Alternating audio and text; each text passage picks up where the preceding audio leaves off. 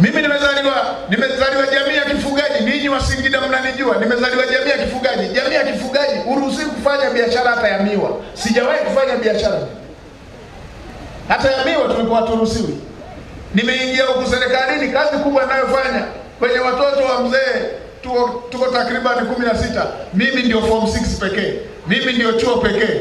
Mimi ndio nikaingia niko na kundi la watoto zaidi ya 600. Mimi uwekezaji niliofanya ni wa kusomesha watoto. Nimeshazidi 500 watoto ninaosomesha. Sina biashara ya noa.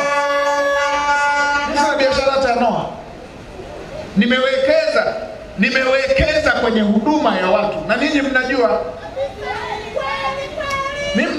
Mimi nimewekeza na nimekuwa na akilio kwamba kama nilikuwa nalalia ngozi, nimetoka nina godoro. Kama nilikuwa nalala kwenye nyumba inavuja, maji yanadondokea kwenye masikio, nikishakuwa na nyumba moja sinatosha? Kwani makaburi utajengewa mangapi?